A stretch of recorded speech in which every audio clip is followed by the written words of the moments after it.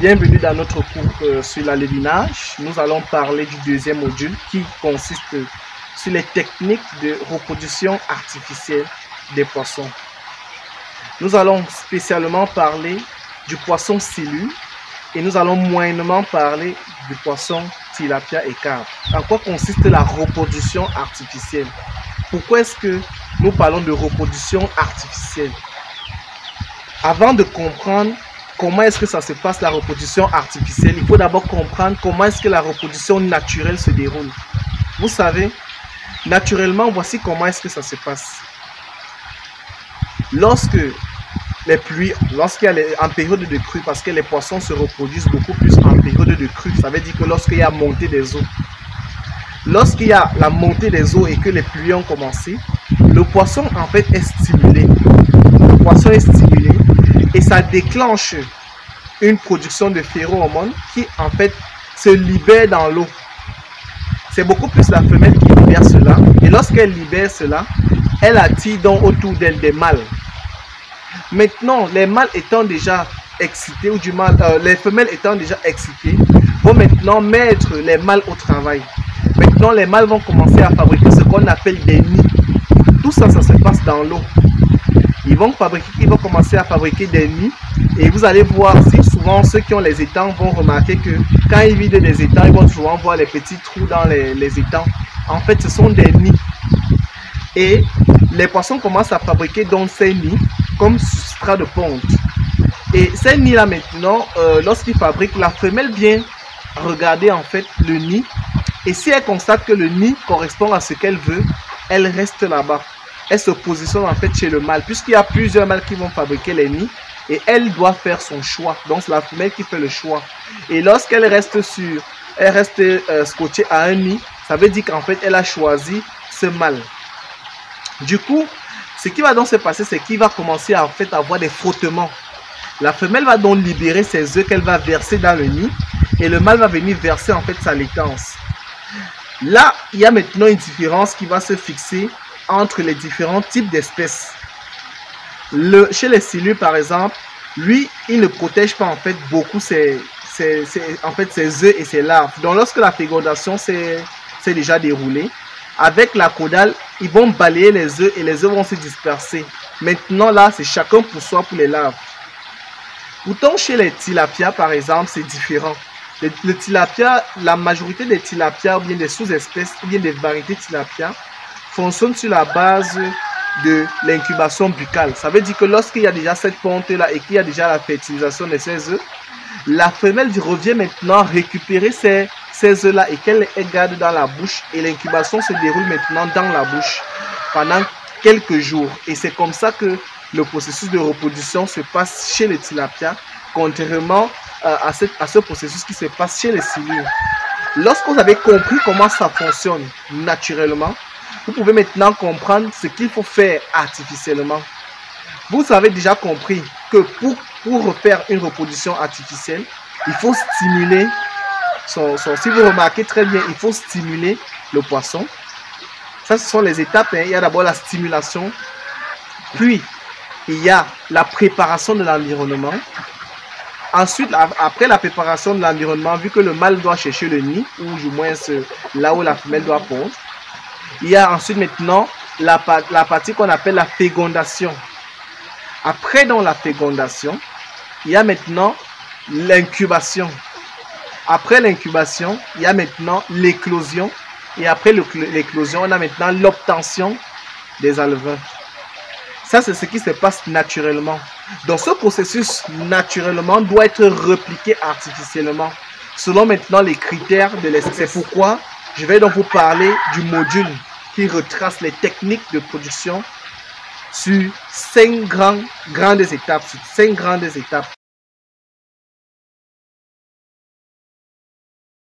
La première étape, c'est la sélection des géniteurs.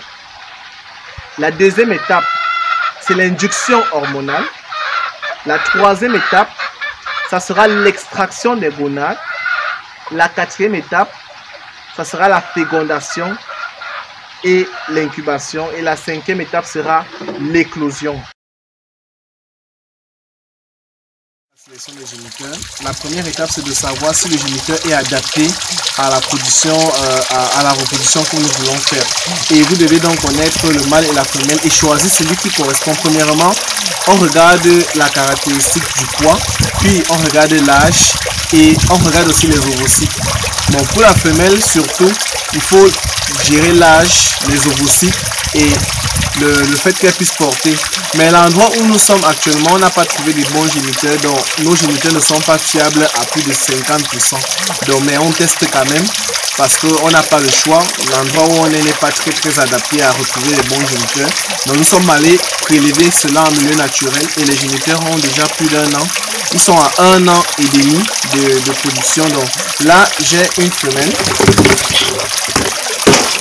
J'ai une femelle. Quand vous regardez là, c'est une femelle. C'est une toute petite femelle. On a eu à pêcher cette femelle là en milieu naturel. Maintenant, comment est-ce que nous faisons donc pour sélectionner ce poisson-ci? Ce que nous faisons, c'est qu'on regarde l'âge. Elle a l'âge qui correspond. Puis, comme on ne peut pas se fier, puisque tous les poissons qu'on avait en fait pêchés n'avaient pas une bonne portée des œufs, mais on ne pouvait pas aussi faire autrement, on était obligé de sélectionner quelque chose. Donc, on a donc préféré faire le test par stripping. Donc, stripping, c'est un processus où vous faites un léger massage au niveau de l'abdomen pour pouvoir voir la couleur des œufs. Il faut que les œufs soient verdâtres ou marron. Quand c'est trop blanc, transparent, là, c'est pas très bon. Donc, nous allons faire un petit stripping juste pour vérifier la couleur, pour vérifier que ça porte des œufs. Voilà, si vous remarquez très bien, il y a des œufs. Le but ici, c'est de stimuler en fait la maturation des œufs qu'il y a dans le ventre.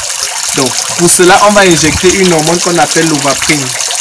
L'ovaprine, c'est une hormone synthétique en fait qui a été composée pour pouvoir permettre une stimulation et éviter de tuer le mâle et retirer les hypophyses du mâle à chaque fois. Donc, nous, on ne tue pas le mâle. Dès qu'on finit d'utiliser le mâle, on court son ventre et on remet le mâle dans son bac. C'est pourtant avant on tuait, donc là maintenant on ne tue plus. Mais pour pouvoir donc injecter cette femelle là, il faut connaître la masse du poids de la femelle. On va donc peser pour avoir son poids. Là nous sommes à demi-kilo. Nous sommes à demi-kilo de femelle.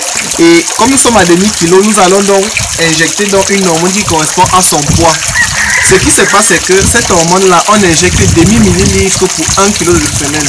Mais comme on est dans demi-kilo, au lieu d'1 kg de femelle, on a plutôt demi-kilo de femelle. On va plutôt injecter 0,25 ml. Donc, on va injecter la moitié de demi-millilitre. Ça veut donc dire que quoi? Actuellement, ici, nous avons une seringue. Comme ici, c'est 2, chaque trait représente 0,2, 0,25. Donc, lorsque vous traversez un trait, c'est 0,25, 0,26 jusqu'à arriver à 2. Donc, ça veut dire que là, ici, nous sommes à demi, 1 et demi, 2. Donc, il y a les millitraits en fait au milieu qui permettent de pouvoir bien délimiter la séparation des quantités d'hormones qu'on doit prendre. Donc, pour ce cas, nous allons donc prendre 0,25 que nous allons injecter sur demi-kilo. Puisqu'on a dit que c'est 1 millilitre, donc c'est demi-millilitre pour 1 kg de femelle. Donc là, on va prendre 0,25. Dans une écloserie un peu artificielle, un peu artisanale, donc, mais sinon on fait avec les moyens de bord. Donc là, on va injecter notre femelle. Le plus important, c'est de toucher la partie musculaire du poisson et un peu plus proche de la tête parce que c'est dans la tête que c'est stimulé, et dans le muscle c'est pour verser les hormones parce qu'on ne verse pas l'hormone dans le sang, c'est dans le muscle puisque ça possède des vibrations presque électriques.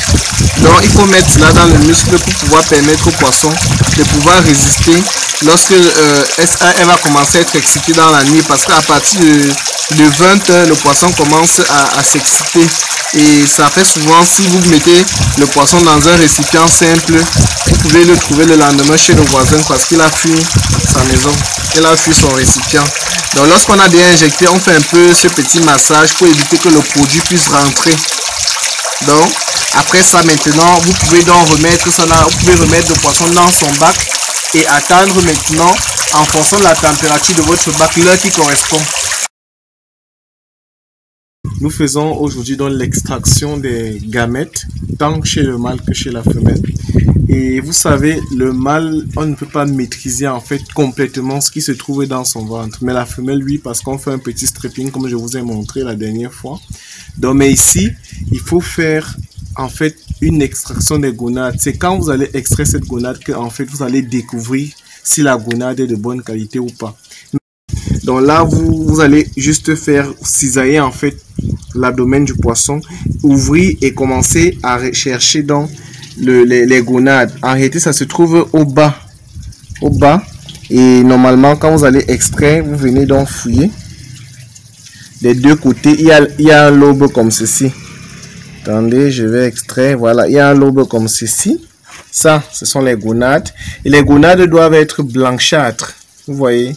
Parce que si ce n'est pas blanchâtre, ça veut dire que ça ne possède pas assez de spermatozoïdes. Donc, on va... je vous ai dit la dernière fois que là, nous sommes dans une reproduction artisanale, semi-artisanale. Donc, c'est pas assez moderne. On n'a pas assez d'équipement ici. Mais je fais avec le peu que j'ai. Là, vous avez une gonade. Vous avez une gonade blanchâtre.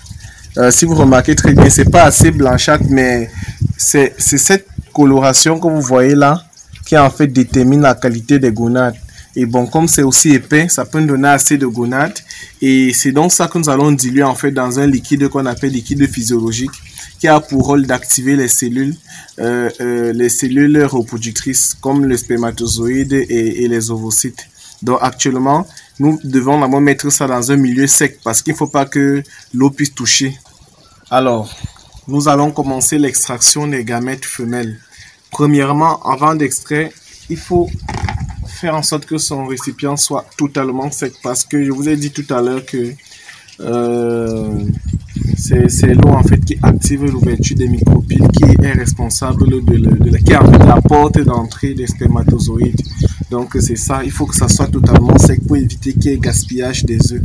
Alors lorsqu'on a déjà la femelle comme ça, on va maintenant rendre tous les récipients secs. Il faut deux personnes, une personne qui arrête la tête et une personne qui arrête la queue. Ensuite, on penche maintenant le poisson vers l'assiette et puis on fait une pression abdominale pour que les œufs puissent sortir. Donc c'est ce que nous allons faire tout de suite là. Donc je vais utiliser le caméraman pour arrêter juste la queue. Voilà. Donc nous allons extraire.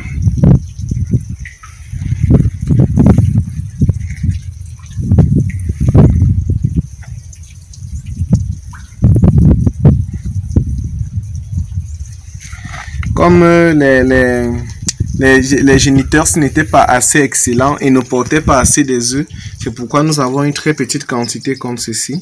Mais sinon, on a quand même injecté plusieurs femelles, donc il y a encore plusieurs tours que nous allons réaliser et ça va permettre d'avoir une assez grande quantité. Vous aurez le résultat final à la fin de la vidéo.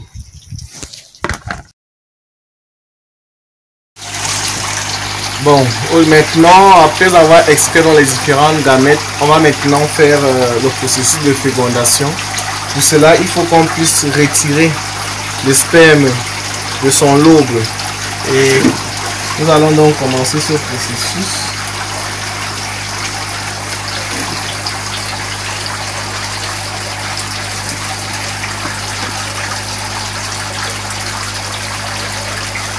Comme c'est tellement visqueux, je vais directement verser ça dans les œufs.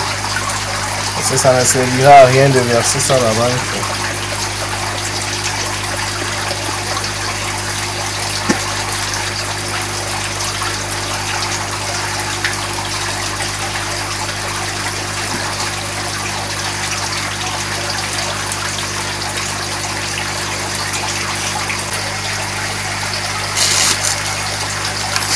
Voici le liquide physiologique. Lorsque vous partez à la pharmacie, ne dites pas je veux le liquide physiologique, dites plutôt que vous voulez l'eau salée. Parce que beaucoup ne connaissent pas ce que signifie l'eau physiologique.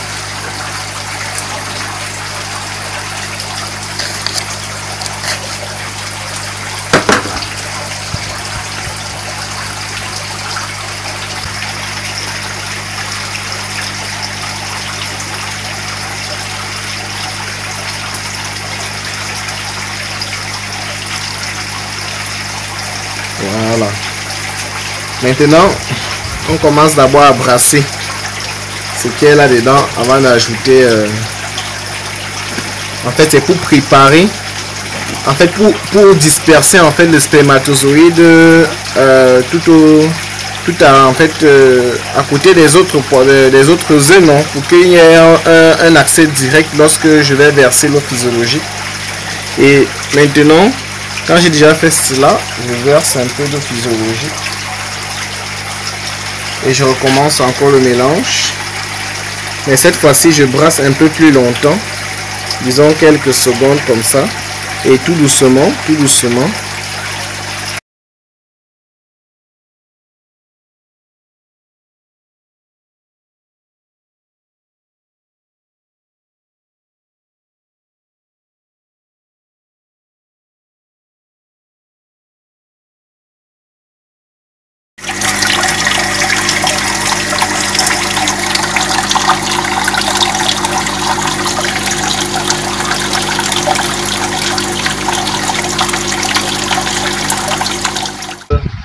Vous aurez toutes les explications de manière détaillée dans le cours PDF qui sera associé à cette vidéo. Pour ce, rendez-vous pour le 3e module qui sera lié au suivi de la production des alevins. Merci.